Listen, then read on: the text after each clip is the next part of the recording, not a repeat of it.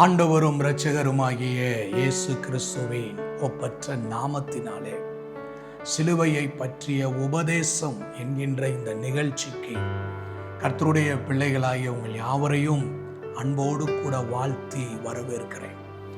1 கொரிந்தியர் 1 அதிகாரம் 18 வசனம் சொல்லுகிறது, சிலுவையை பற்றிய உபதேசம் கெட்டு போகிறவர்களுக்கு பைத்தியமாய் இருக்கிறது, ரட்சிக்கப்படுகிற நமக்கோ தேவ பலனாய் இருக்கிறது.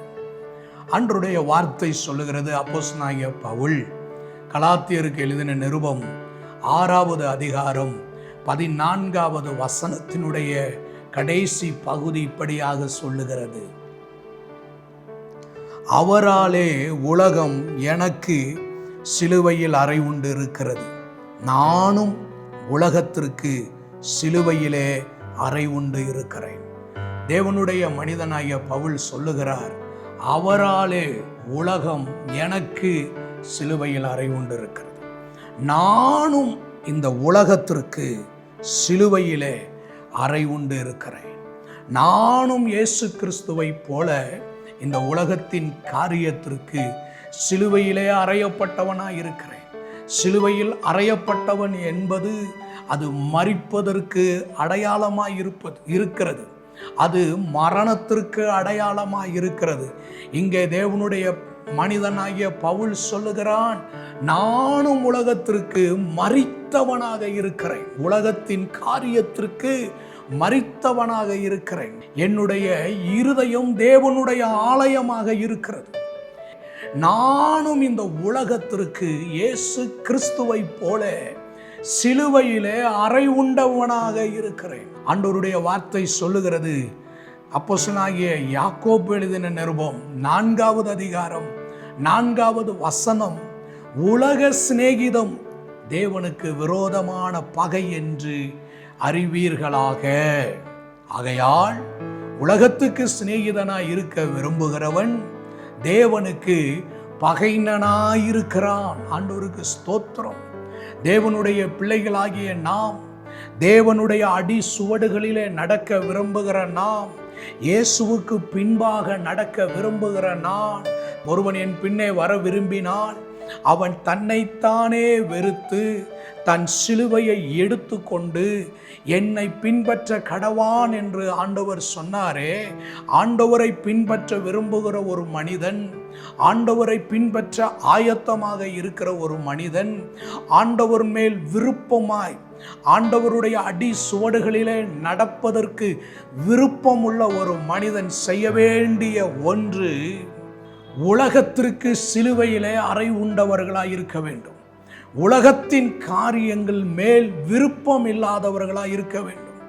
உலகத்தின் காரியங்களுக்கு மேல் மிகுந்த ஆவலும் வாஞ்சையும் விருப்பம் இல்லாதவர்களா, இந்த உலகத்தின் காரியங்களை வெறுத்து ஒதுக்குறவர்களாக இருக்க வேண்டும். தேவனுடைய பிள்ளைகளாகிய நாம் ஏன் உலகத்தை வெறுக்கிறவர்களாக இருக்க வேண்டும் என்றால், இந்த உலகமானது தேவ ஜனங்களை, தேவனை நேசிக்கிறவர்களை, தேவனுடைய அடி சுவடுகளிலே நடக்கிறவர்களை தவறான தீய வழிகளிலே நடக்க செய்யும்படி வல்லமை உள்ள சக்தி வாய்ந்ததாக இந்த உலகம் இருக்கிறது. கிறிஸ்துவின் அன்பிலிருந்து, கிறிஸ்துவினுடைய பிரசன்னத்திலிருந்து, தேவனுடைய இரட்சிப்பிலிருந்து ஒரு தேவ மனிதனை இந்த உலகமானது மயக்கி தேவனுடைய பிரசன்னத்திலிருந்து, தேவனுடைய வழிகளில் இருந்து ஒரு தேவ மனிதனை பிரித்து கொண்டு போகிற வல்லமை உள்ள ஒரு ஆயுதமாக இந்த உலகம் இருக்கிறது.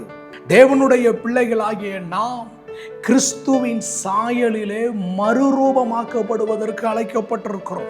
நம்மை மறுரூபப்படுத்துகிற வேலையை நமக்குள் இருக்கிற தேவனுடைய ஆவியானவர் அதை செய்வதற்கு விருப்பமுள்ளவராக நமக்குள் இருக்கிறார். ஆகவே உலகத்தினுடைய வழிபாடுகள், உலகத்தினுடைய வழிகளை நம்ம தவிர்த்து அறவே வெறுத்து ஒதுக்கி, நாமும் பவுலை போல உலகத்திற்கு சிலுவையிலே அறை உண்டவர்களாக நாம் இருக்க வேண்டும்.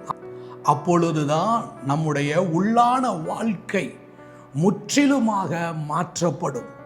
மறுரூபமாக்கப்பட்ட வாழ்க்கை வாழ்வதற்கு ஒரே வழி நம்முடைய எண்ணங்களை கிறிஸ்து இயேசுவுக்குள்ளே பரிசுத்த ஆவியானவருடைய கட்டுப்பாட்டுக்குள்ளே பரிசுத்த ஆவியானவருடைய ஆளுகைக்குள்ளே நம்மை ஒப்பு கொடுக்கும் பொழுது நம்முடைய உள்ளத்தை நம்முடைய இருதயத்தை தேவனுடைய சத்திய வசனத்தினாலே நிறைந்திருக்க செய்யும் பொழுது நம்முடைய வாழ்க்கை மறுரூபமாக்கப்படுகிறது.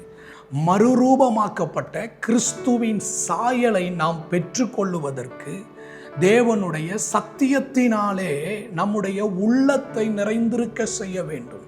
அதை தான் தாவீது சொல்லுகிறான், தேவனே, நான் உமக்கு விரோதமாய் பாவம் செய்யாதபடி உமது வார்த்தையை என் இருதயத்திலே பதித்து வைத்துள்ளேன்.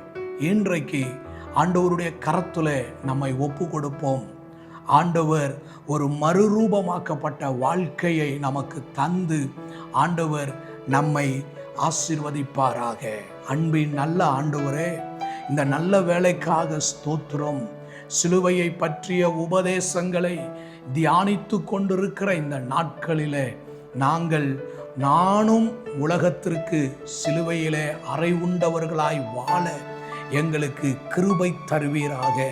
உலகத்தின் மேல் எங்களுக்கு வருகிற விருப்பங்கள், எண்ணங்கள், இவைகளை இருந்து எங்களுக்கு விடுதலை தந்து கிறிஸ்து இயேசுவுக்குள் இருந்த சிந்தையினாலே எங்களை நிறைத்து ஆண்டவர் நடத்துவீராக. இயேசுவின் நாமத்தில் பிதாவே, ஆமேன், ஆமேன்.